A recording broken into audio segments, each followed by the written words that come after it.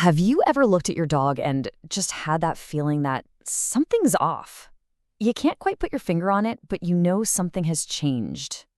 It's a really common mystery for a lot of dog owners, and today we're going to put on our detective hats and follow the clues to figure out what could really be going on. So, what are these clues?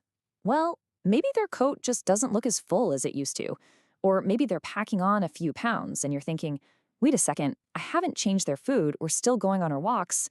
These are the kinds of things that can leave you scratching your head, right? If any of that sounds familiar, I want you to know you are definitely not alone in this. So many people go through this, and the good news is the answer might be something that's actually hiding in plain sight, a really common and most importantly, diagnosable condition. Okay, so our investigation is pointing to one main suspect. The condition is called hypothyroidism. Now, I know that's a big medical sounding word, but what it is actually pretty simple. Let's break it down. All hypothyroidism means is that your dog's thyroid gland just isn't making enough of a really important hormone called thyroxine. Now, you can think of thyroxine as the gas pedal for your dog's metabolism. So when there's not enough of it, everything in the body just kind of slows down. And that is what causes all those mystery symptoms. So how do we know all this? Well, we're going to dive into a recent veterinary study that basically did the detective work for us. They looked at a whole bunch of dogs that were showing up with either hair loss or obesity. And they wanted to find out, how many of these dogs are actually dealing with hypothyroidism. And what the study found is fascinating. It gave us a really clear profile of the dogs that are most at risk, revealing some major clues about who we really need to keep a close eye on. Okay, get this. After the researchers ruled out all the other stuff, things like mange or allergies, they found that a whopping 14% of the dogs had hypothyroidism. 14%.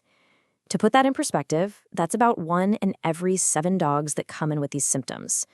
So this is not some rare, obscure disease at all. It's actually pretty common. The study even drilled down into which breeds are most likely to get it. And look at this. Golden retrievers were at the top of the list, followed by griffons and German shepherds. Now, that doesn't mean other breeds can't get it, but it does suggest there's a pretty strong genetic link for some of our most beloved dogs. Age was another huge factor. Over 60%, a huge majority, of the diagnosed dogs were middle-aged, so between 5 and 10 years old. This seems to be the sweet spot, the prime time when these symptoms really start to show up. So if you have, say, a 7-year-old golden retriever, this is definitely something to have on your radar. And just for the record, the study also found a slight difference between the sexes. Male dogs seem to have a slightly higher rate than females. It's not a massive difference, but, every clue helps build a clearer picture of what we're looking for. But here's the thing. The clues aren't just about a dog's coat or their weight. This condition goes much, much deeper than that, and some of the other warning signs can be a lot more serious. So let's talk about those classic signs. The hair loss is usually symmetrical, so you'll see it on both sides of the body. And here's a key detail. It's not itchy. A really telltale sign is what vets call a rat tail, where they lose hair on their actual tail. On top of that, you might see that unexplained weight gain or just a general lack of energy. Maybe your dog just seems kind of down or even depressed, and their skin can get weirdly dry and flaky or sometimes super oily. In some of the more advanced cases, the study mentioned something called a myxedema. It's a thickening of the skin, especially around the face, and it can cause their face to droop, giving them this really sad look that's often called a tragic face.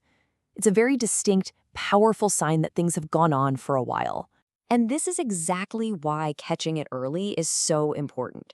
Because if it's left untreated, hypothyroidism can lead to some really serious complications all over the body. We're talking about heart problems, nerve and muscle issues like ataxia. That's a loss of coordination where they look kind of wobbly, almost drunk. Weakness in their back legs. It can even cause infertility and these stubborn, recurring skin infections because their whole immune system just isn't working right. Okay. I know hearing all of that can be pretty worrying, but I promise this next part is the most important part of the whole story because there is a very clear and very effective path to getting better. The good news, no, the great news, is that hypothyroidism is highly, highly treatable. Once you have that diagnosis, getting it under control is actually surprisingly straightforward. The treatment plan is pretty simple. First, your vet confirms it with a simple blood test.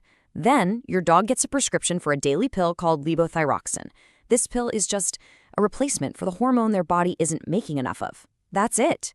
It is a lifelong medication, but your vet will do follow-up tests to tweak the dose and make sure it's just right. And hey, don't just take my word for it. The proof is right here in the numbers from the study. Before treatment, you can see that thyroxine level was way down.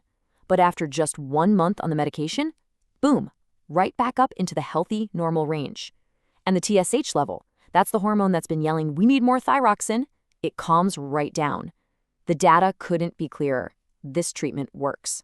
So what does that recovery look like in real life?